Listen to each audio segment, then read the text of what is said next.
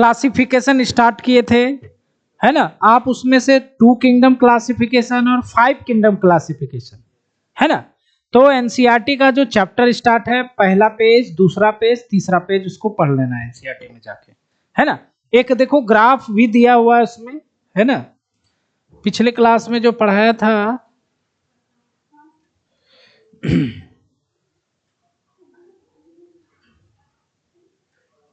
आएगा क्या है?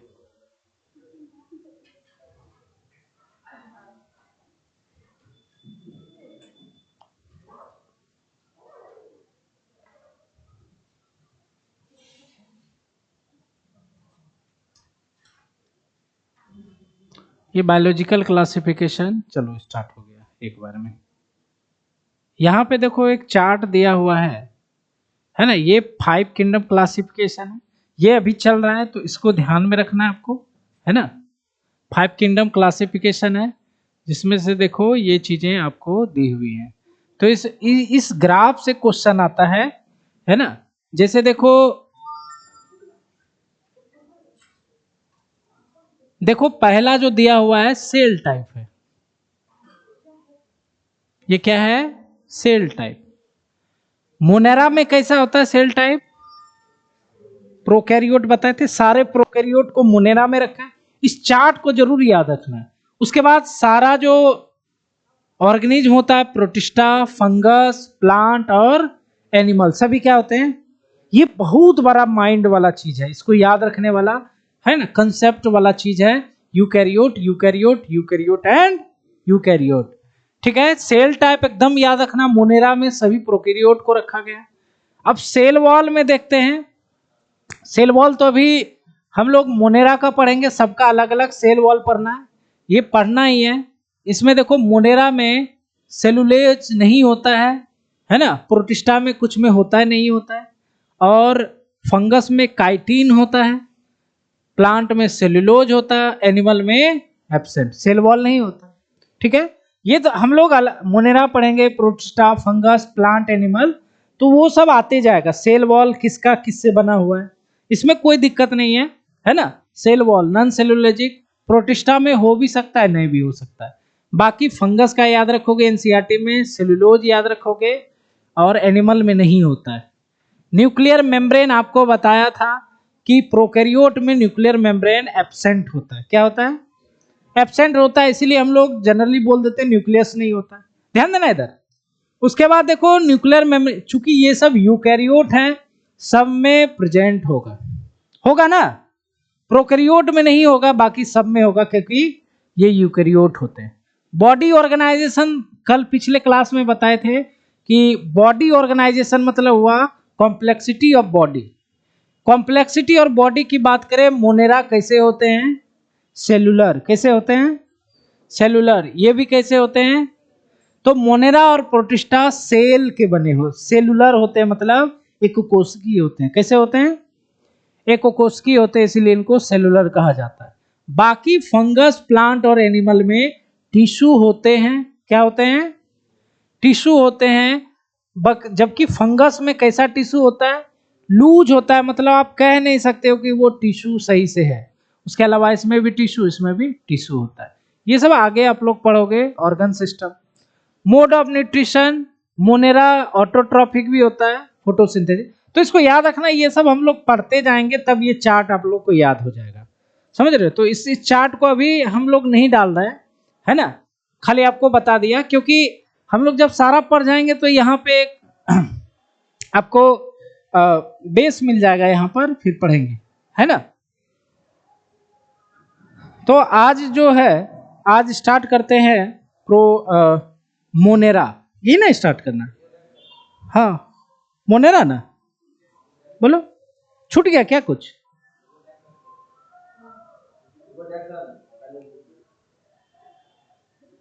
अच्छा, अरे भाई वो क्राइटेरिया था ना, वो आर.एच. विटकर का बांटने का क्राइटेरिया था, वो रिप्रोडक्शन भी क्राइटेरिया था, वो पढ़ना नहीं है, समझ रहे हो। अब जो है पहला किंगडम पढ़ेंगे, उसका नाम क्या है? Kingdom Monera.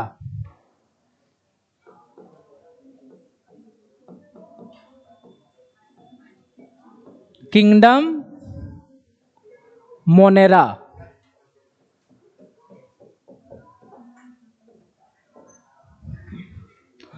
किंगडम मोनेरा में हम लोग पढ़ेंगे कि मोनेरा जो होता है इसमें प्रोकैरियोट को रखा गया है। बात नहीं करो, इधर ध्यान दो। मोनेरा किंगडम के अंतर्गत सारे के सारे क्या हैं? Prokaryotes. All prokaryotes kept in Monera kingdom.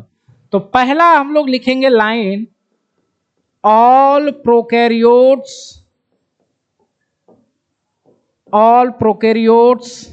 Kept in Monera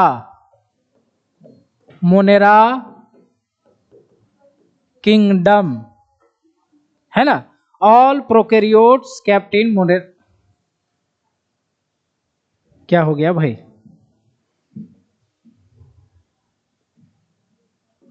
तो लिखते हैं first point, all prokaryote kept in Monera kingdom.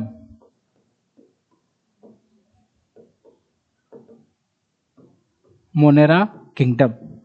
अब देखो, मोनेरा को भी दो भागों में बांट दिया गया है, आर्कीबैक्टीरिया, आर्चीबैक्टीरिया बोलो, और दूसरा है यूबैक्टीरिया।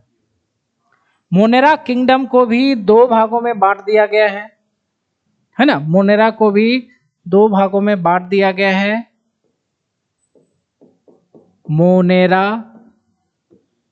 मोनेरा जो है किंगडम, इसे दो भागों में बांट दिया गया है ना।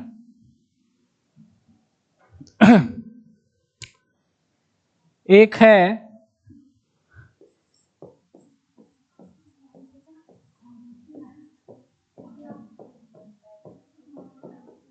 आर्चीबैक्टीरिया, है ना, और दूसरा जो है वो कहलाता है यूबैक्टीरिया।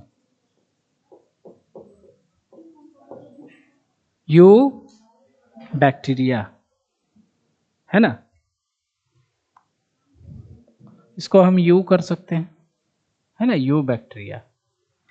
तो मोनेरा किंगडम जो है उसको दो भागों में बांट दिया गया है ना। एक आर्चीबैक्टीरिया और दूसरा है यूबैक्टीरिया। इसमें से आर्चीबैक्टीरिया जो होते हैं, है ना, और यूबैक्टीरिया जो होते हैं, इन्हें ट्रू बैक्टीरिया कहा जाता है। ट्रू बैक्टीरिया ये वैसे बैक्टीरिया हैं जो हम लोग बोलते हैं ना बैक्टीरिया, वही होता है, ठीक है। ट्रू बैक्टीरिया याद रखोगे, इसके अंतर्गत होते हैं। इसी के अंदर माइकोप्लाज्मा, साइनोबैक्टीरिया, बैक्टीरिया, वो सभी अलग अलग तरह के बैक्टीरिया होते हैं। आर्कीबैक्टीरिया जो होते हैं, ये माना जाता है कि आर्कीबैक्टीरिया दुनिया के सबसे ओल्डेस्ट लिविंग है। मतलब दुनिया का सबसे पुराना लिविंग्स कौन है? मतलब जीवों की उत्पत्ति हुई थी तो माना जाता है सबसे पहले यही आए थे, और अभी तक है, ठीक है। तो यही कारण है, देखो क्या होता है कि जब हमारी पृथ्वी का निर्माण हुआ था, उसके बाद पहला जीव जब आया था तो उस समय पृथ्वी बहुत ज्यादा गर्म थी, ठीक है, बहुत ज्यादा गर्म थी। वहां उस समय का जो एनवायरनमेंट था जीवों के लिए मतलब अनुकूल नहीं था। तो उस समय ना तो प्लांट थे, ना एनिमल थे, ना ही फंगस थे। तो जो भी जीव का निर्माण हुआ वो आर्कीबैक्टीरिया या यूबैक्टीरिया थे। क्लियर? तो इसीलिए आर्कीबैक्टीरिया उस समय भी थे जब वातावरण हमारे लिए अनुकूल नहीं था, और अभी भी हैं। तो ये उसी जगह पाए जाते हैं जहां पर अनुकूल वातावरण नहीं है। मतलब जहां पर कोई जीव सरवाइव नहीं कर पाएगा, वहां पर आर्कीबैक्टीरिया आपको मिल जाएगा। तो टफेस्ट जो क्लाइमेट है, या बोलो टफेस्ट जो कंडीशन है, उसमें आर्कीबैक्टीरिया पाई जाती है, ठीक है। अब देखो, मोनेरा को आर्कीबैक्टीरिया यूबैक्टीरिया में डिफरेंशिएट किया था एक साइंटिस्ट ने, जिनका नाम था कार्ल ओज। क्या नाम था? कार्ल ओज नाम के साइंटिस्ट थे, ठीक है। इन्होंने यहां तक कह दिया कि भैया हमने देखो मोनेरा को दो भागों में बांट दिया है, अब आप भी क्या करो, अपने जैसे प्लांट, एनिमल, फंगस, प्रोटिस्टा था, अब हमने मोनेरा को दो भागों में बांट दिया। तो मोनेरा को दो भागों में बांट दिया तो 1 2 3 4 5 6 किंगडम क्लासिफिकेशन होना चाहिए। इन्होंने बोला था हाई लेवल में जाओगे जैसे आप लोग, तो वहां पर आपको पढ़ने को मिलेगा 6 किंगडम क्लासिफिकेशन। तो कुछ नहीं है, बस इसी को 2 भागों में डिवाइड कर दिया गया, वैसे भी इसको ऐसे भी पढ़ा गया था। तो कार्ल वुज ने 6 किंगडम क्लासिफिकेशन दिया था, बट इसको हम लोग 11-12 के लेवल से नहीं देखते हैं, इसलिए 6 किंगडम क्लासिफिकेशन आप लोग को माइंड में रखना है। 5 किंगडम होता है, ठीक है। तो आर्कीबैक्टीरिया और दूसरा है यूबैक्टीरिया, ठीक है। अब आर्कीबैक्टीरिया और यूबैक्टीरिया को अलग करने का इन्होंने एक क्राइटेरिया लिया था, उसका नाम था सेल वॉल। सेल वॉल इसका अलग होता है और इसका अलग होता है, बाकी सारा चीज सेम ही होता है, ठीक है। तो उसी के आधार पर दोनों को बांट दिया गया, सेल मेम्ब्रेन और दूसरी बात प्लाज्मा मेम्ब्रेन और सेल वॉल दोनों थोड़े से अलग होते हैं। आर्कीबैक्टीरिया में सेल वॉल में भी थोड़ा अलग होता है, और प्लाज्मा मेम्ब्रेन में इसमें ब्रांच्ड लिपिड होते हैं, वो भी इसमें अलग होते हैं, इसमें नहीं होते हैं। तो यहाँ पर थोड़ा सा हम लोग डिफ्रेंशिएट कर लेते हैं आर्कीबैक्टीरिया और यूबैक्टीरिया।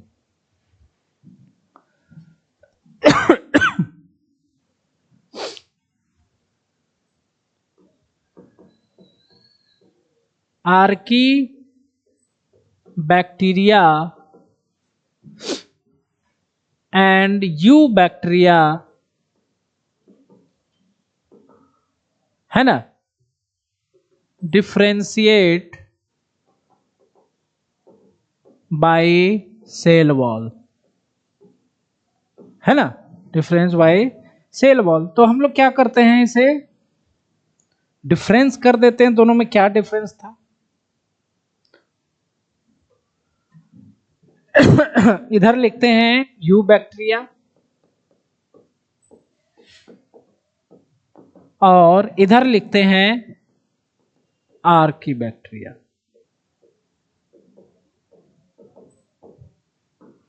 यूबैक्टीरिया का जो सेल वॉल है वह पेप्टिडोग्लाइकेन का बना हुआ, वो आपको रट के रखना है।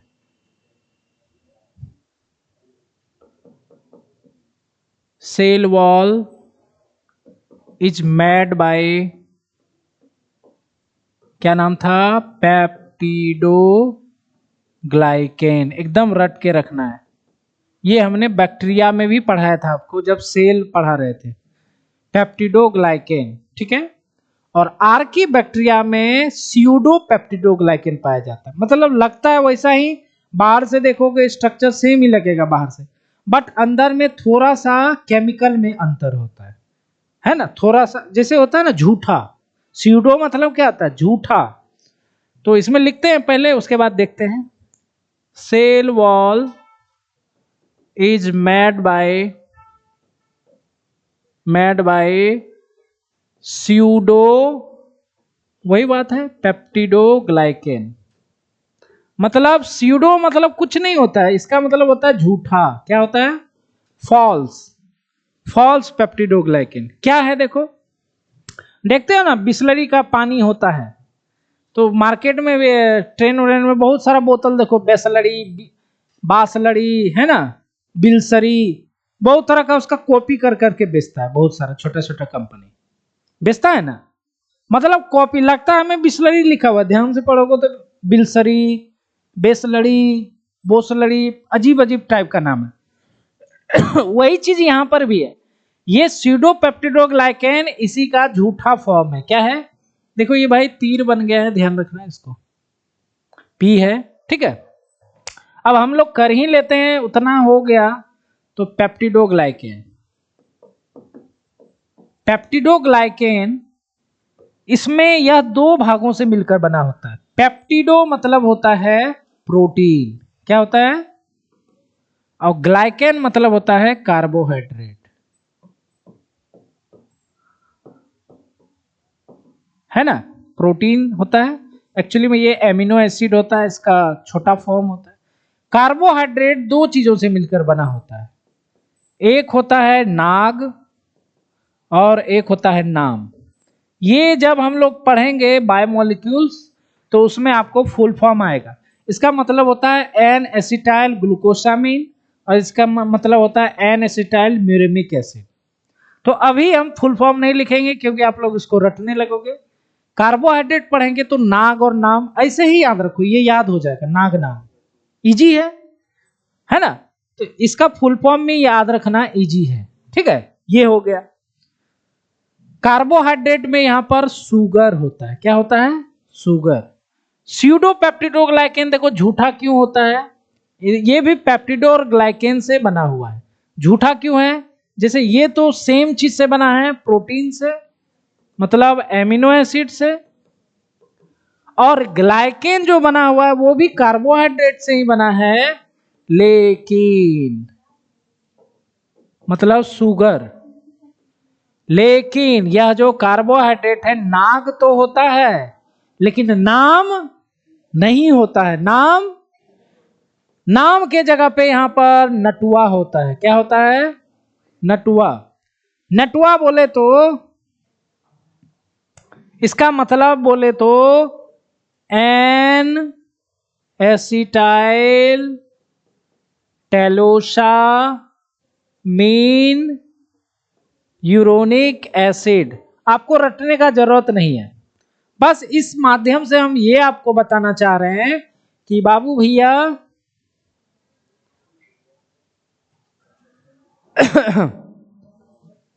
ये जो आप देख रहे हो इसी के कारण पेप्टिडोग्लाइकेन विपरीत परिस्थितियों में, एक्सट्रीम कंडीशन में भी जीवित रहता है, जहां पर दूसरे जीवों का रहना संभव नहीं है। किसके कारण? नटुआ के कारण। किसके कारण? नटुआ। तो यहां पर लिखते हैं तो यहां पर हम लोग क्या लिखते हैं कि archaebacteria survive in extreme condition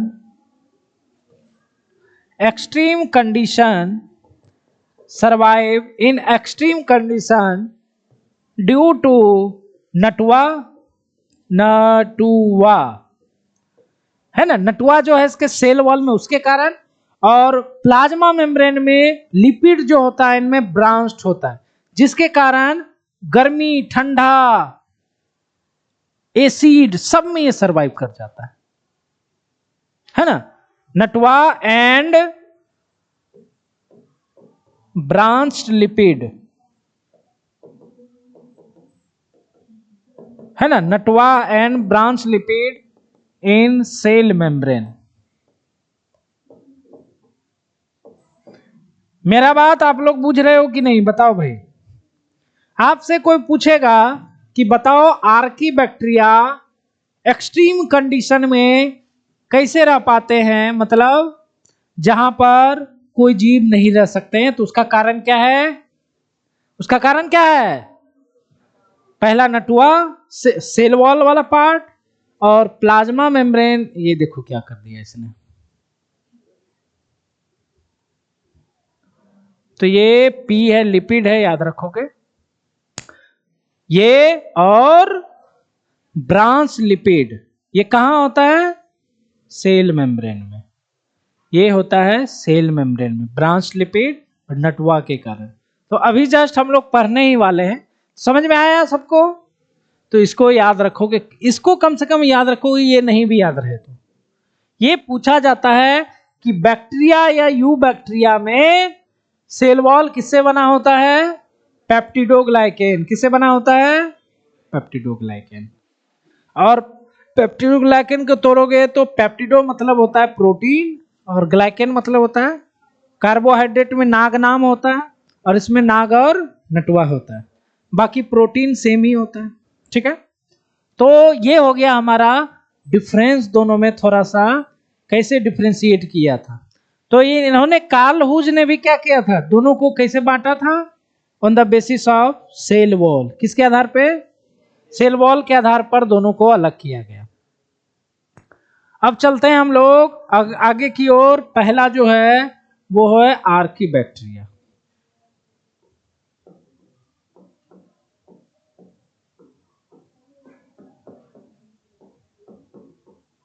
Archie bacteria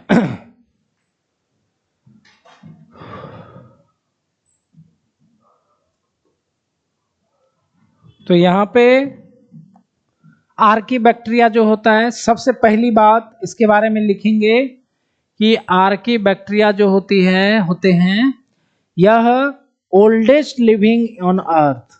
क्या होते हैं? आर्की बैक्टीरिया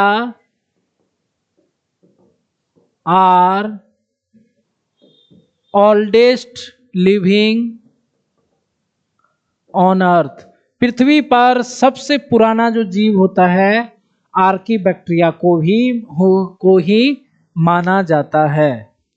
उसके बाद दूसरा point, archaebacteria lives in most harsh condition. मतलब जितना भी विपरीत कंडीशन जो होता है उसमें ये सरवाइव कर जाता है। तो क्या लिखेंगे? Archaebacteria can live in most harsh condition. Harsh मतलब क्या होता है? विपरीत। कंडीशन मतलब अवस्था। तो विपरीत अवस्था में आर्की बैक्टीरिया जिंदा रहते हैं। लिव छोड़ दो, लिव का मतलब तो अलग चीज हो गया, सरवाइव लिख दो। Can survive. सरवाइव मतलब जिंदा रह पाना। ठीक है। अब आप पूछोगे सर वो हार्शी कंडीशन क्या क्या हो सकते हैं, है ना? हार्शी कंडीशन लिख देते हैं यहां पर।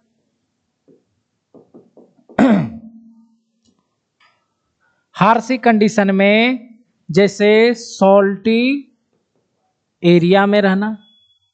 मतलब देखो नमक क्या है, अब देखो कहीं पे सॉल्ट है, नमक है, नमक पानी मिला हुआ है, वहां अगर हम भी 10 दिन रह जाए ना तो हम लोगों का जो चमड़ा है वो क्या होगा, धीरे धीरे निकलना स्टार्ट हो जाएगा नमकीन पानी में।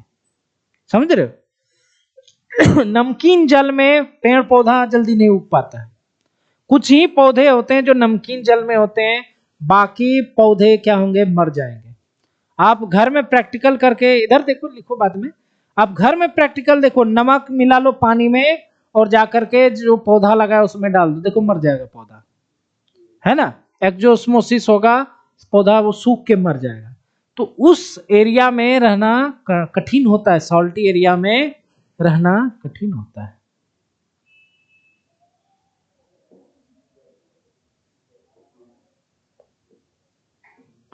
Salty area. उसके बाद मार्सी एरिया। सॉल्टी मतलब समझ रहे हो सभी, नमक, नमकीन जल में। मार्सी एरिया, मार्सी मतलब एक तरह से दलदली, ये समझो किसमें, दलदली भूमि। तो देखो मार्सी एरिया में आपको बहुत कम ही पेड़ पौधे और एनिमल्स देखने को मिलते हैं और वहां पर आर्की बैक्टीरिया झोला भर के रहता है, बहुत पाए जाते हैं। तो मार्सी एरिया मतलब देखो क्या होता है कि मार्स मतलब होता है मीथेन गैस। समझो यहां मार्स मतलब क्या होता है, मीथेन गैस को ही मार्स गैस कहा जाता है। क्योंकि यहाँ पे मीथेन पाया जाता है इसलिए इसको मार्सी एरिया कहा जाता है, या दलदली भूमि। ये मार्सी एरिया आपको हमारे अगर देश में देखना है तो आपको सुंदरवन जाना पड़ेगा। सुंदरवन नाम सुने हो बंगाल में? सुंदरवन का जितना भी वहां पे पेड़ पौधे हैं सभी मार्सी एरिया में उगते हैं, है ना? जिसको मैंग्रोव प्लांट बोलते हैं। क्या बोलते हैं? Mangrove plant. वहां पर दूसरा प्लांट ही नहीं मिलेगा, आम बो के देखो मर जाएगा। Marshy area. उसके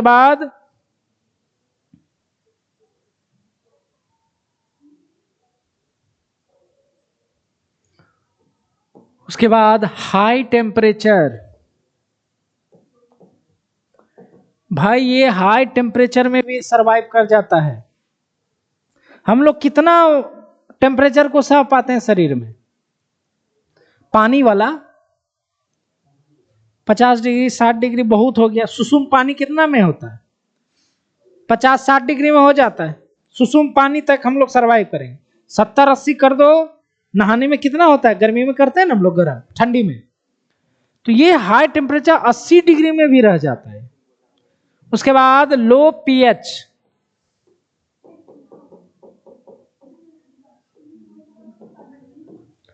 ये लो पीएच में भी पाए जाते हैं। लो पीएच मतलब एसिडिक कंडीशन में भी ये मिल जाएंगे आपको। ठीक है, तो ये है आर्चीबैक्टीरिया और ये ओल्डेस्ट लिविंग होता है, मोस्ट हार्सी या एक्सट्रीम कंडीशन में पाए जाते हैं, विपरीत अवस्था में। तो ये हार्सी एरिया है, इसमें आपको आर्चीबैक्टीरिया मिल जाता है ना। तो अब देखते हैं हम लोग types of archaebacteria. Types of आर्चीबैक्टीरिया।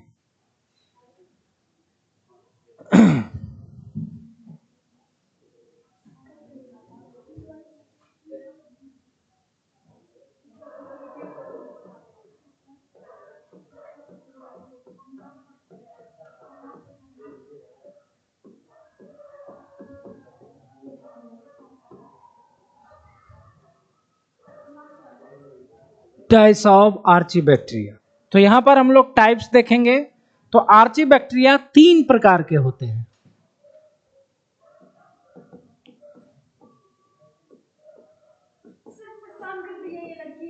क्या हो गया भाई, इधर देखो। आर्चीबैक्टीरिया डिवाइड्स इनटू, क्या हो रहा है भाई तुम लोग का, क्यों इसको परेशान कर रहे हो तुम लोग? अच्छा ले लो उसको, ले लो बैग, ले लो, है ना, ले लो जा करके। आर्चीबैक्टीरिया देखो, शांति से पढ़ना है। क्या करना है? शांति। तुम लोग लड़ाई क्यों कर रहे हो? आर्चीबैक्टीरिया, तो आर्चीबैक्टीरिया डिवाइड्स इनटू कितने पार्ट? 3 पार्ट्स। 3 पार्ट्स में डिवाइड किया गया है। ठीक है, आप यहां जाओ, परेशान कर रही थी, यहां पे आ जाओ। अच्छा अच्छा, कोई बात नहीं, है ना। तो आर्चीबैक्टीरिया डिवाइड्स इनटू 3 पार्ट। पहला हो गया हेलोफाइल्स। हेलोफाइल्स, हेलोफाइल्स पहला क्या है? हेलोफाइल्स। दूसरा क्या है? इसको कहा जाता है मिथेनोजेंस, बहुत इंपॉर्टेंट, मिथेनोजेंस। और तीसरा होता है, तीसरा जो होता है इसको कहा जाता है थर्मोएसिडोफिल्स। फिल्स तो नहीं बोलते, फाइल्स कहा जाता है, लेकिन हम लोग पढ़ते हैं, चलो कोई बात नहीं। हेलो, हेलो मतलब क्या होता है? हेलो मतलब क्या होता है? हेलो मतलब होता है हेलो, है ना। हेलो मतलब होता है नमक। हेलोजेंस पढ़े हो? फ्लोरीन, क्लोरीन, ब्रोमीन, आयोडीन पढ़े हो? उनको हेलोजेंस क्यों बोलते हैं? क्योंकि वो सॉल्ट बनाते हैं। हेलो मतलब होता है सॉल्ट। हेलो मतलब, तो पता चल गया आपको कहां रहते हैं? सॉल्टी एरिया में। कहां रहते हैं? मिथेनोजेंस। इससे समझ में ये आ रहा है ये मीथेन वगैरह कुछ काम धाम करते हैं, है ना। मार्सी एरिया में पाए जाते हैं, क्योंकि मार्स गैस मीथेन को कहा जाता है। उसके बाद थर्मो एसिडोफिल।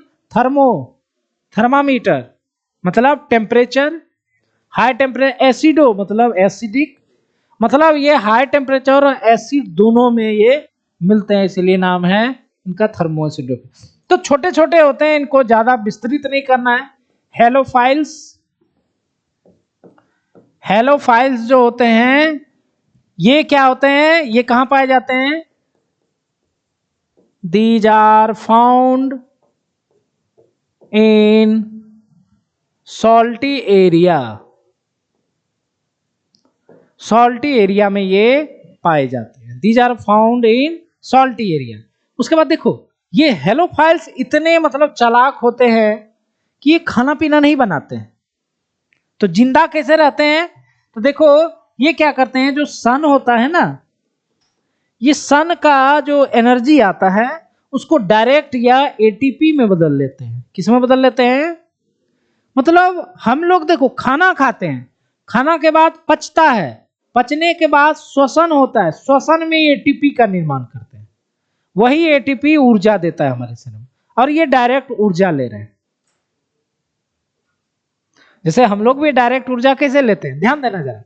हम लोग जो खाना खाते हैं, पचने के बाद पचाते हैं, पचने के बाद वह ग्लूकोज में बदल जाता है, और मार्केट में डायरेक्ट ग्लूकोज ही मिलता है, तो उसको डायरेक्ट पी लेते हैं तो डायरेक्ट ऊर्जा आ जाता है।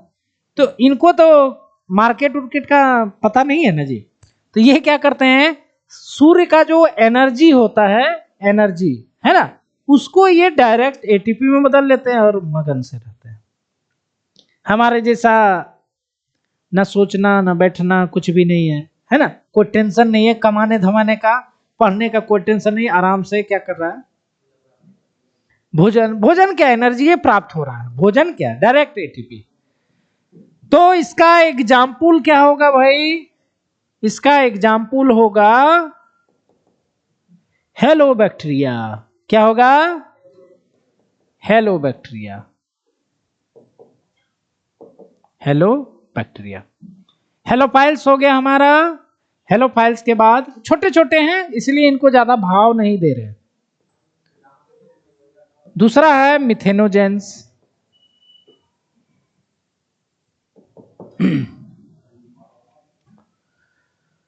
समझना जरा, मिथेनोजेंस जो होते हैं ये कहां पाए जाते हैं, दीज आर फाउंड इन कौन सा एरिया, मार्सी एरिया। क्या बोलते हैं, मार्सी एरिया। मार्स गैस किसको बोलते हैं, मार्स गैस। मार्स गैस किसको कहा जाता है, मीथेन को। इसीलिए नाम है इनका मार्सी एरिया, जहां पर मीथेन होता है, और चूंकि इसीलिए इनको मिथेनोजेंस भी कह देते हैं। ठीक है। अब देखो दूसरी बात कि ये जो होते हैं ये काम करते हैं, यह कार्बन डाइऑक्साइड को मीथेन में बदल देते हैं। क्या करते हैं, दे कन्वर्ट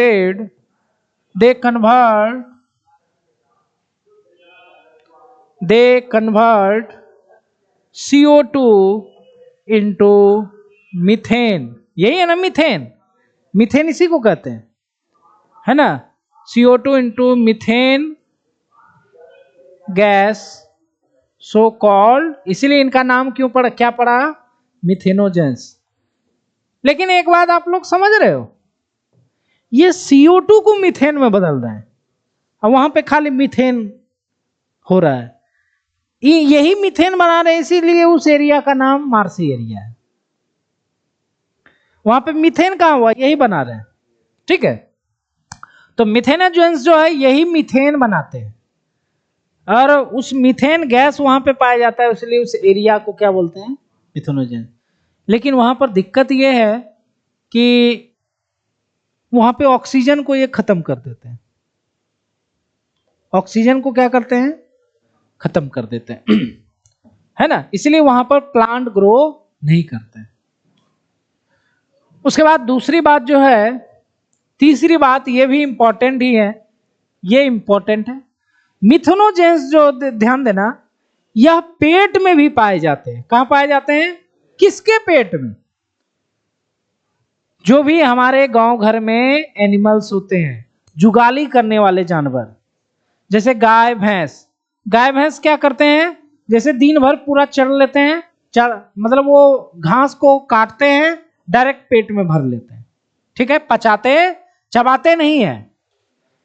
हाँ, फिर जब वो बैठते हैं तो पेट से निकाल करके मुंह में लाते हैं, उसको चबाते रहते हैं ऐसे करके। तो इसको कहते हैं जुगाली करना, रूमिनेंट एनिमल। उनके स्टमक में ये पाया जाता है ना, उन गाय भैंस के पेट में पाया जाता है, और जो ये वो खाते हैं उसी से पाचन होता है। समझ रहे हो, मतलब कि अगर ये ना रहे पेट में तो पचा ही नहीं पाएगा वो। घास भूसा में क्या होता है, घास भूसा में क्या होता है, कौन सा कार्बोहाइड्रेट होता है, सेल्यूलोज। क्या होता है, सेल्यूलोज हम लोग अपने अंदर नहीं पचा पाते हैं, लेकिन गाय भैंस बकरी हिरन ये सब इसको पचा लेते हैं। उसका कारण क्या है, मिथेनोजेंस पाए जाते हैं, तो सेल्यूलोज का डाइजेशन करते हैं।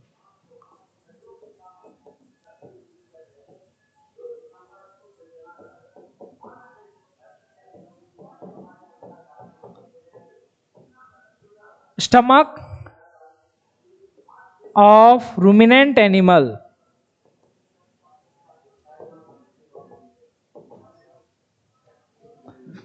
Methanogens found in are found in stomach of ruminant animal, इसका हिंदी लिख देते हैं जुगाली करने वाले जानवर,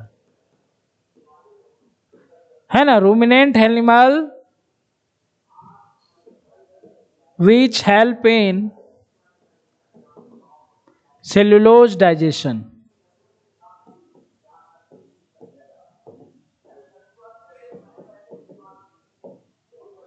इसका एग्जाम्पल क्या लिखोगे? मिथेनोकोकस,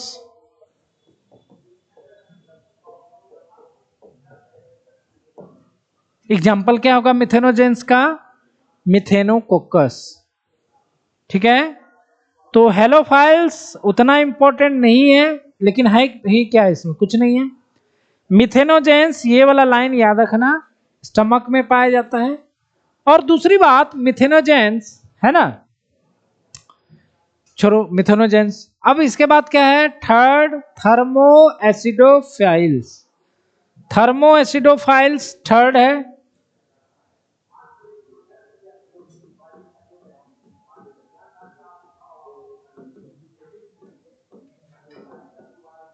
तो यहां पर देखने वाली बात यह है कि वैसे आर्की बैक्टीरिया होते हैं जो कि टेम्परेचर लगभग लगभग लिख रहे हैं, इससे भी ज्यादा हो सकता है, 80 डिग्री में ये सरवाइव। बताओ 80 डिग्री 90 डिग्री में हम लोग सरवाइव कर पाएंगे? थोड़ा सा नहाने में तो ऐसे छिटकने लगते हैं, गर्म होता है तो ज्यादा, है ना, भागते हैं। उसी में बोला जाएगा कुछ देर रहने के लिए क्या होगा, दिक्कत हो जाएगा। उसके बाद एसिड देखा जाए तो पीएच इक्वल टू 1 होता है, 2 होता है। तो पीएच समझो 2 है तो बहुत ज्यादा एसिड हुआ। एसिड का मान कितना होता है? 7 से लेकर 0 के बीच में। तो 2 है मान, तो सोचो कि कितना कम एसिड है, बहुत ज्यादा एसिडिक है। एसिडिक क्या है? बहुत ज्यादा है। तो इतने में पाए जाते हैं थर्मो एसिडोफिल। तो टेम्परेचर कितना होता है इनमें? 80 डिग्री, है ना। तो यहां पर एक लाइन लिख देते हैं, कोई बात नहीं है। दीज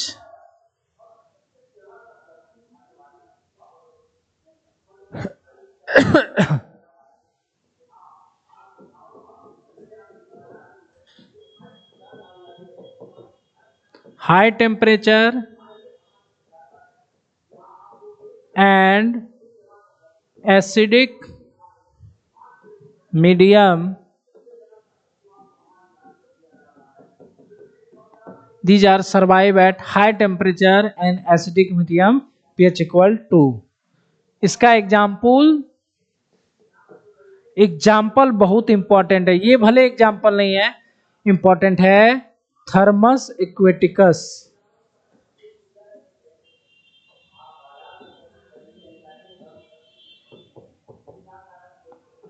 क्या लिखे हैं? थर्मस एक्वेटिकस, ठीक है। ये थर्मस एक्वेटिकस जो है,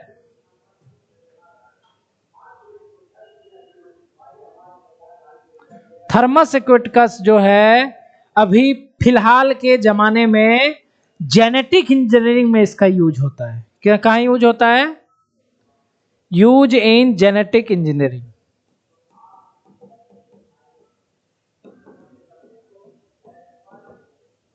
जेनेटिक इंजीनियरिंग में इससे इसका डीएनए अलग किया जाता है। वो डीएनए का उपयोग पॉलीमरेज चेन रिएक्शन, पीसीआर आप लोग पढ़ोगे क्लास 12 में, पीसीआर में, है ना, यहां लिख देते हैं शॉर्ट में। अभी चलो नहीं भी याद रहेगा कोई बात। जेनेटिक इंजीनियरिंग में पीसीआर में इसका यूज किया जाता है, थर्मस एक्वेटिकस। तो ये थर्मोसिडोफाइल्स हो गया। इस तरह से हमारा आर्ची बैक्टीरिया जो है वो क्या हुआ? समाप्त हुआ।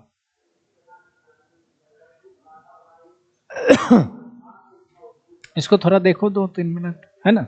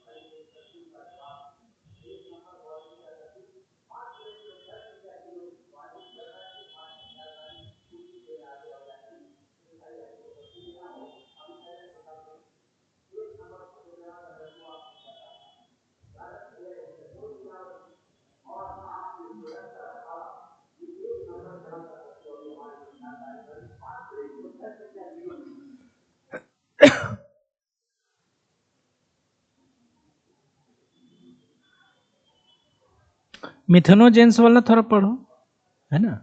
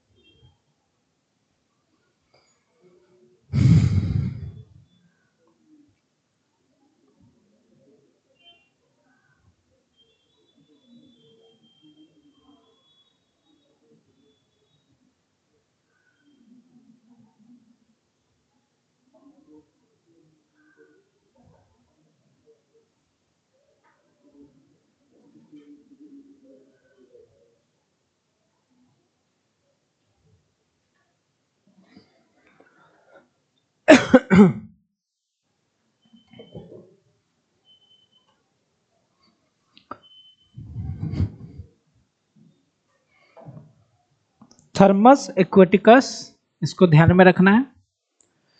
उसके बाद आगे चलते हैं, है ना। हमारा आर्की बैक्टीरिया खत्म हो गया। अब दूसरा जो है यू बैक्टीरिया। दूसरा क्या है? You bacteria. तो देखो, आर्ची बैक्टीरिया संख्या में कम होते हैं, बट जो यू बैक्टीरिया होते हैं ये बहुत ज्यादा होते हैं।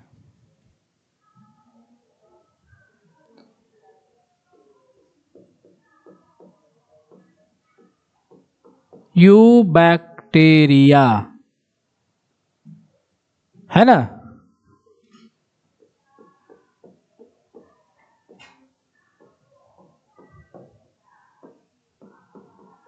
यू बैक्टीरिया, क्या हो रहा है भाई? अच्छा कोई बात नहीं है, ये यू ले ही नहीं रहा है ना तब से, तो इसको हम बना देते हैं यू बैक्टीरिया। यू बैक्टीरिया के बारे में कुछ बातें आपको जाननी है। यू बैक्टीरिया सबसे पहले किसे बोलते हैं? जो ट्रू बैक्टीरिया होते हैं उनको क्या बोलते हैं? देखो आर्की बैक्टीरिया में भी बैक्टीरिया लगा हुआ, खाली आर्की लगा हुआ है, लेकिन इसमें जो भी होते हैं बैक्टीरिया वो ट्रू होते हैं, ठीक है। ट्रू बैक्टीरिया इन्हें कहा जाता है true bacteria.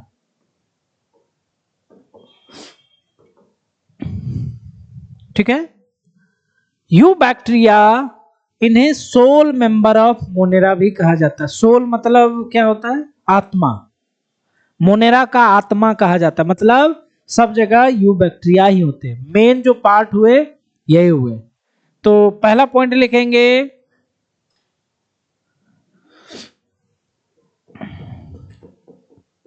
You bacteria are sole members in Monera,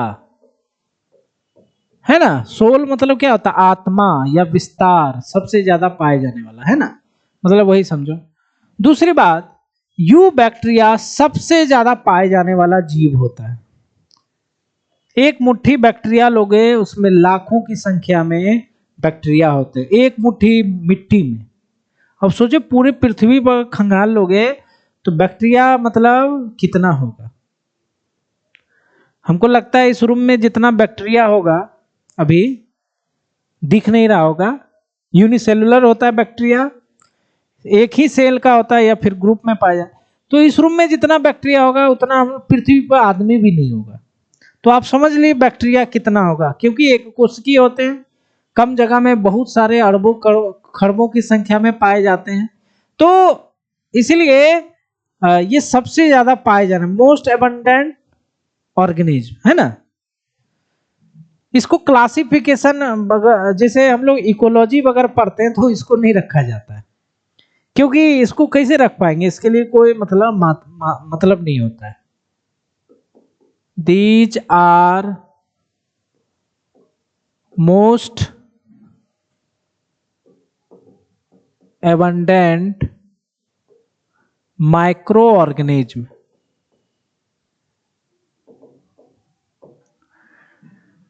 दूसरी बात, हम लोग जब 12th क्लास में पढ़ेंगे तो बैक्टीरिया को नजरअंदाज कर दिया जाता है, समझ रहे हो, क्योंकि इसको नहीं रखा जाता है। आपसे कोई भी पूछे, है ना, कि मोस्ट एबंडेंट ऑर्गेनिज्म कौन है, कौन है? नहीं है। क्या लिखे हैं? ध्यान से समझना जरा। माइक्रो लिखें, क्या लिखें? सूक्ष्म जीव सबसे ज्यादा ये होते हैं। अगर सूक्ष्म जीव की बात नहीं कर रहा है तो सबसे ज्यादा अगर देखा जाए तो एनिमल्स होते हैं दुनिया में। एनिमल्स होते हैं लगभग ये 70% होते हैं। प्लांट जो होते हैं ये 22% होते हैं। फंगस जो होता है वह ज्यादा होता है प्लांट से,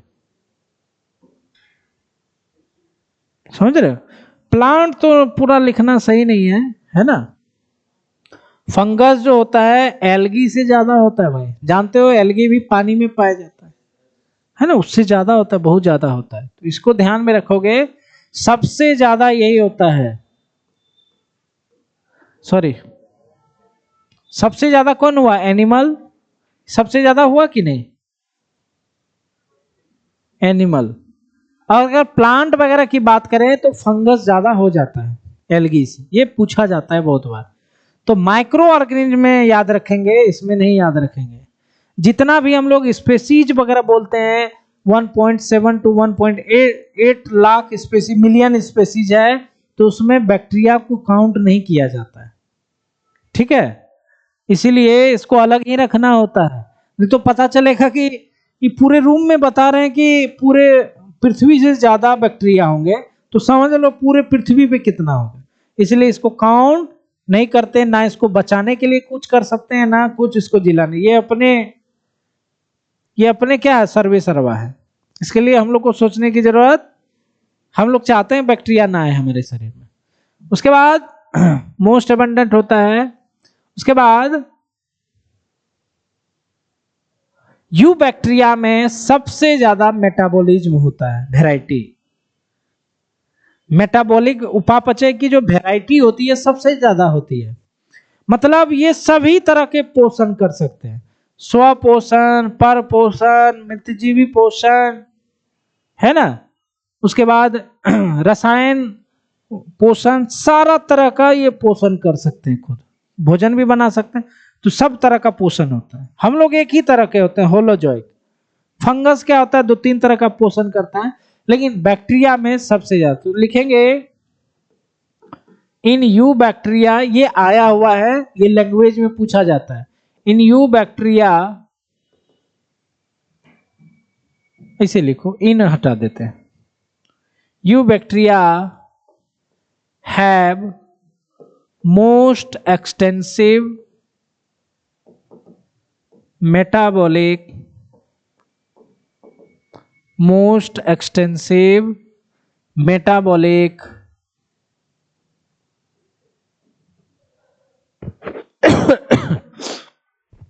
मेटाबॉलिक, है ना, मेटाबॉलिक वैरायटी। वैरायटीज मतलब विविधता, इसे लिखते हैं ना आप लोग, विविधता, सही है ना, विविधता, है ना। जो भी है आप हिंदी देखना, वैरायटी तो समझते हो इंग्लिश में, है ना। तो मोस्ट एक्सटेंसिव मेटाबॉलिक वैरायटी, मतलब कहने का ये मतलब है, मेटाबॉलिक मतलब समझ रहे हो, मेटाबॉलिक यहां कहने का मतलब है पोषण से, क्या है, तो इनमें सभी तरह का पोषण पाया जाता है। तो मेटाबॉलिक वैरायटी, देखो ये लाइन डायरेक्ट आता है, एनसीईआरटी में लिखा हुआ है, इसीलिए इस लाइन को लिखना मजबूरी है। तो उसको आप लोग ध्यान रखोगे, सबसे ज्यादा एक्सटेंसिव, है ना, सबसे ज्यादा मेटाबॉलिक वैरायटी अगर देखा जाए या पोषण का वैरायटी देखा जाए तो यू बैक्टीरिया से ही होता है। ठीक है, अब चलते हैं यू बैक्टीरिया हमारा, है ना, कुछ पॉइंट हमने लिखा। अब देखते हैं कि यू बैक्टीरिया जो होता है इसके अलग अलग कैरेक्टरिस्टिक्स देखते हैं। सबसे पहले, है ना, स्ट्रक्चर ऑफ यू बैक्टीरिया या स्ट्रक्चर ऑफ बैक्टीरिया, है ना। तो पहला लिखते हैं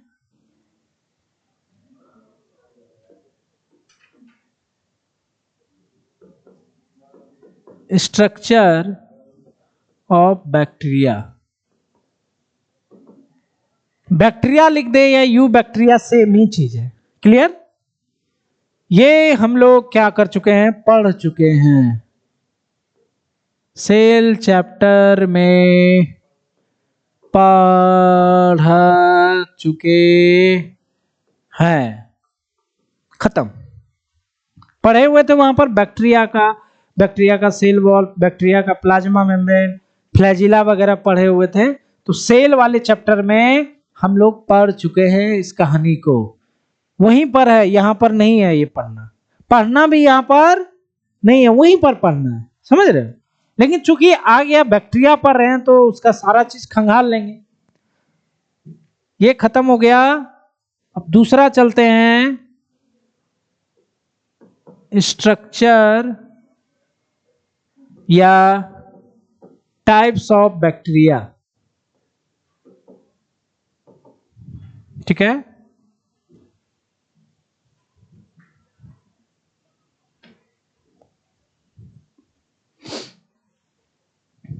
तो यहां पर अगर स्ट्रक्चर की बात करें तो बैक्टीरिया 4 शेप होता है, या शेप भी, है ना, शेप भी लिख सकते हैं हम। ये कहां से आ गया भाई,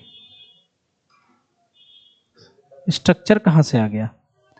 तो टाइप ऑफ बैक्टीरिया, या फिर आप लिख सकते हो शेप ऑफ बैक्टीरिया। टाइप या शेप ऑफ बैक्टीरिया, शेप ही ज्यादा अच्छा लग रहा है। ठीक है,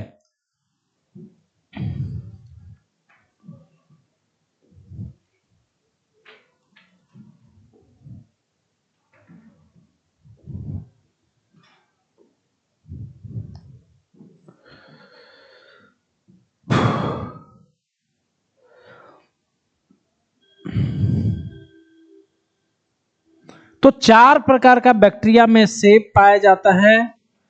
पहला जो होता है उसे कहा जाता है कोकस बैक्टीरिया।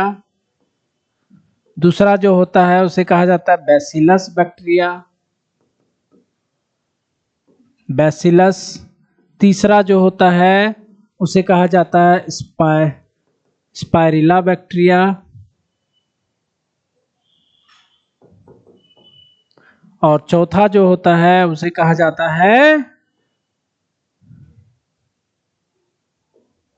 Vibrio bacteria. तो 4 तरह का शेप पाया जाता है बैक्टीरिया का, या 4 टाइप का बैक्टीरिया होता है, जिसमें पहला जो होता है कोकस, मतलब ये गोल होते हैं, स्फेरिकल होते हैं। बैसिलस बैक्टीरिया जो होता है यह इस तरह से रॉड शेपेड होता है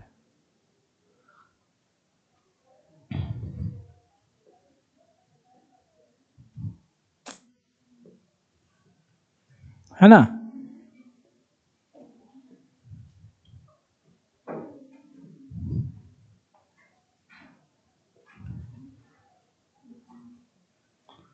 ये रॉड शेपेड होते हैं। स्पाइरिला जो बैक्टीरिया होता है वह स्पाइरल होता है।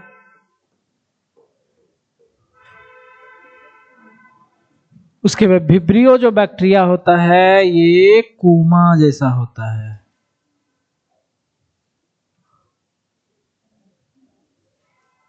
इस तरह से, ठीक है।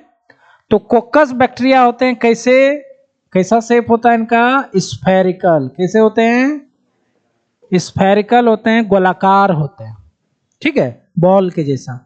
बैसिलस जो होते हैं यह रॉड शेपेड होता है। स्पाइरल जो होता है, स्पाइरिला जो होता है वो स्पाइरल होता है, स्पाइरल मतलब ऐसे ऐसे। और विब्रियो जो होता है ये कैसा होता है, कोमा। कैसा होता है, कोमा शेपेड होता है, ठीक है। कुछ बातें और देखते हैं, जैसे अगर हम बात करें फ्लैजिला की, फ्लैजिला इसमें नहीं होता है। कोकस में कभी भी फ्लैजिला नहीं होता है, और इसमें हो भी सकता है नहीं भी हो सकता है, हो भी सकता है नहीं भी हो सकता है, हो भी सकता है नहीं भी हो सकता है, दोनों होते हैं। ये फ्लैजिला की बात कर रहे हैं। फ्लैजिला जानते हैं ना, बैक्टीरिया में होता है, पढ़ाए थे आपको। इससे ये चलने उड़ने में मदद करता है बैक्टीरिया को। उसके बाद कुछ बातें और देखते हैं, जैसे स्फेरिकल बैक्टीरिया। सबसे छोटे बैक्टीरिया कोकस बैक्टीरिया होते हैं। तो ये कोकस बैक्टीरिया जो होते हैं ये स्मॉलेस्ट होते हैं और मोस्ट रेसिस्टेंट होते हैं। मतलब अगर ये शरीर में आ जाता है तो जल्दी ये भागता नहीं है, बड़ा क्या कहते हैं उसको, बड़ा मतलब रेसिस्टेंट टाइप का होता है ना। उसको क्या बोलते हैं जी, ढीठ। हाँ, बहुत ढीठ होता है ये। शरीर में अगर घुस गया तो डालते रहो एंटीबायोटिक, जल्दी मरेगा नहीं, बहुत ढीठ होता है ना। जैसे एक एग्जांपल होता है स्ट्रेप्टोकोकस निमोनिया। उसके उस बैक्टीरिया क्या करता है, हमारे शरीर में निमोनिया कॉज करता है, फेफड़े में। निमोनिया नाम सुने हो, बच्चा उच्चा को ज्यादा होता है, फेफड़ा में ऐसे ऐसे किया जाता है, घर घर घर घर आवाज आता है, तो वो कोकस बैक्टीरिया होता है। Bacillus bacteria most common bacteria होते हैं। सबसे ज्यादा पाए जाने वाले कौन बैक्टीरिया है, बैसिलस मोस्ट कॉमन बैक्टीरिया होते हैं, मोस्ट कॉमन बैक्टीरिया होते हैं। बाकी इन दोनों में ऐसा कुछ भी नहीं है, ठीक है। ये जो एक्स्ट्रा पॉइंट हमने ये लिखाया है ना, तो बाकी उन दोनों में ऐसा कोई बात नहीं है, दोनों मीडियम में पाए जाते हैं, है ना। तो मोस्ट रेजिस्टेंट होता है। उसके बाद एग्जाम्पल की बात आ जाती है, तो एग्जाम्पल, एग्जाम्पल जो होता है इसका अगर देखें,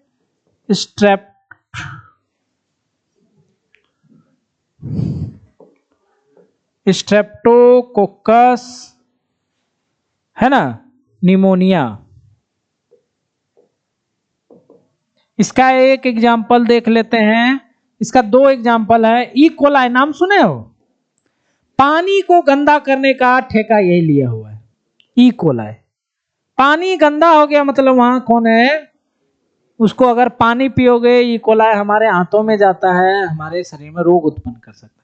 तो पानी को मैला, दुशीला, विषैला बनाने का काम यही बैक्टीरिया होता है, गंधयुक्त, है ना। उसके बाद एक और बैक्टीरिया जो आपका हो सकता है आप लोग जानते होंगे, राइजोबियम नाम सुने हो?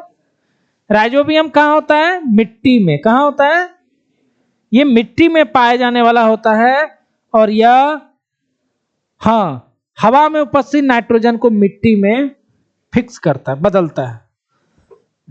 और दूसरी बात, रबी के जितने भी फसल होते हैं, रबी जानते हैं, ठंड वाले, उसके जड़ों में यह पाया जाता है राइजोबियम। तो राइजोबियम भी कैसा होता है? रॉड सफेद। कैसा होता है? ई कोलाई भी जब गंदा पानी को माइक्रोस्कोप में लगाओगे ना तो ऐसा ही शेप का दिखाई देगा, वो ई कोलाई होता है। ठीक है। स्पाइरुला का एग्जाम्पल है, ये एक रोग उत्पन्न करने वाला होता है, एक लिख रहे हैं ट्रेपोनिमा। यह एक प्रकार का रिप्रोडक्टिव डिजीज उत्पन्न करता है ना, ट्रेपोनिमा। उसके बाद विब्रियो, ये बहुत पूछा जाता है, फेवरेट होता है, इसका नाम है विब्रियो कोलेरा। और यह एक रोग उत्पन्न करता है जिसका नाम है कोलेरा। कोलेरा और रोग उत्पन्न करता है, नाम सुनेंगे कोलेरा, हैजा। हैजा बोलते हैं ना कोलेरा को। हैजा रोग होता था पहले, अब कम होता है क्योंकि अब हम लोग साफ सुथरा पानी पीते हैं। पहले गंदा पानी भी पी लेते थे, है ना, चापाकल का पानी पी लेते थे, कुआं का पानी पीते थे, अब शायद ही पीता है कोई। उसके बाद कभी कभी हम लोग पहले जो नदी उदी थी या छोटे छोटे डांड होते थे पहले, तो उसका पानी भी साफ आता था पहले, तो लोग क्या करते थे, पी लेते थे। गरीबी ज्यादा थी बिहार में, अब बहुत ज्यादा हद तक ठीक हो गया। तो हैजा वगैरह पहले बहुत होता था, अब देखो बहुत कम हो गया, है ना। टीका वगैरह जब से वैक्सीन वगैरह आना स्टार्ट हुआ है, वैक्सीन सबका लगता है, बच्चों को लगता है, गंदा पानी पी भी लिए फिर भी हैजा नहीं होगा। बहुत तरह ऐसे रोग है, देखते हो ना, बहुत तरह का टीका उका आता है, बीसीजी का टीका, है ना, बीसीजी का टीका, पोलियो का टीका, बहुत तरह का टीका आता है जिसके कारण अब रोग, हेपेटाइटिस का टीका।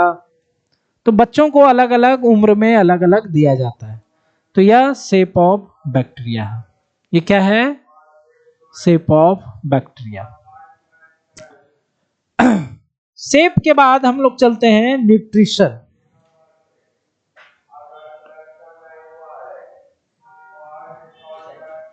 ये कितना नंबर होगा? ये 2 नंबर है ना। 3 नंबर में पढ़ते हैं nutrition in bacteria.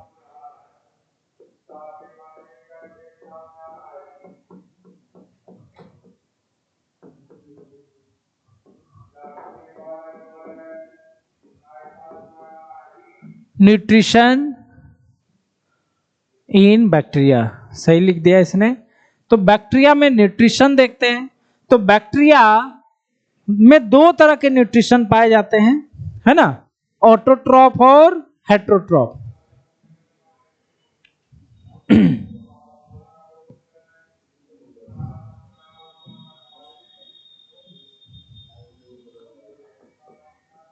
There are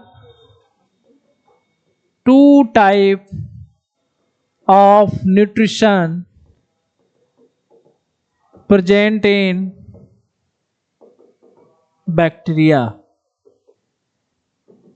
2 type लिखना गलत हो जाएगा, हाँ हेट्रो में ही आ जाएगा वो सब, ठीक है। तो इसमें पहला जो आएगा वो है ऑटोट्रॉफ। क्या है? ऐसे लिख देते हैं,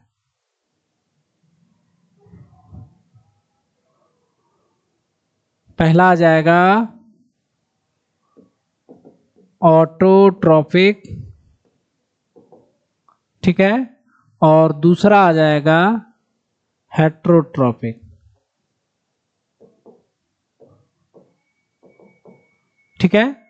ऑटोट्रॉपिक मतलब खुद से भोजन बनाना, हेट्रोट्रॉपिक मतलब खुद से नहीं बना, किसी और पे अपना न्यूट्रिशन प्राप्त करना। हेट्रो मतलब होता है किसी और से, ये डिटेल इसको लिख देंगे। ऑटोट्रॉपिक देखा जाए तो यह दो प्रकार का होता है।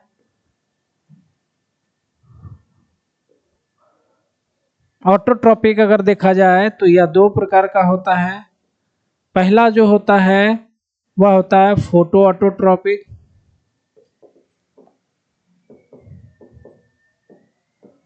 और दूसरा जो होता है वो होता है कीमो ऑटोट्रॉपिक।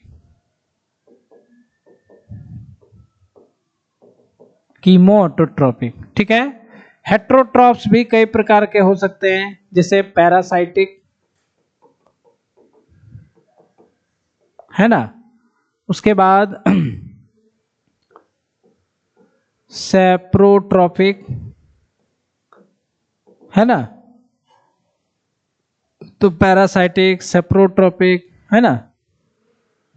उसके बाद सिम्बायोटिक भी होता है। सिम्बायोटिक ऐसा न्यूट्रिशन होता है जिसमें कोई दो जीव एक साथ रहते हैं, है ना। हालांकि इसको न्यूट्रिशन में पैरासाइटिक, सिम्बायोटिक लिख सकते हैं।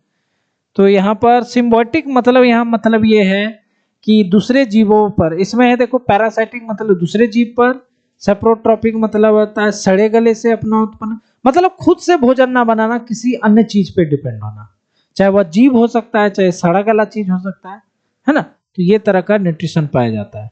तो इसको डिटेल में थोड़ा पढ़ना है हम लोगों को, क्योंकि आप लोग को कीमो ऑटोट्रॉपिक, इसको एक और नाम होता है, इसको लिख देते हैं।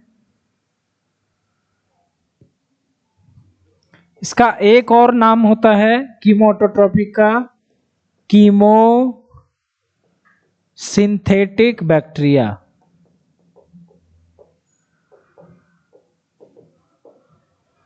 ये फोटो ऑटोट्रॉपिक मतलब होता है ये अपना भोजन, फोटो मतलब क्या होता है, लाइट, मतलब सनलाइट से अपना भोजन बनाते हैं।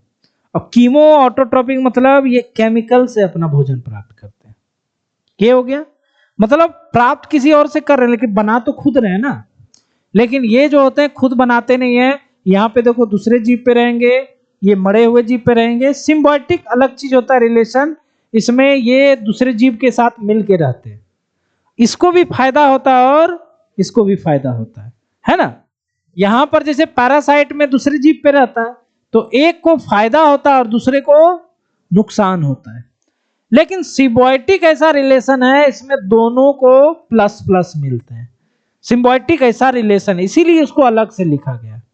मतलब एक दूसरे पर रहना, ये इस पे डिपेंड है, ये हानि किसी को नहीं होगा, दोनों फायदा होगा, इसीलिए प्लस लिखे हुए हैं। ठीक है, तो अगले क्लास में इसको पढ़ेंगे।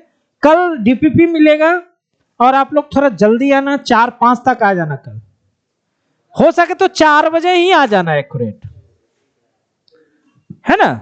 बात समझ रहे मेरा मतलब कि कहने का मतलब है कि 4-5 से क्लास स्टार्ट हो जाएगा, तो 4 बजे तक यहां पहुंच जाओगे। 15-20 मिनट डीपीपी बना लेंगे, उसके बाद जो बचेगा उसको पढ़ लेंगे। ठीक।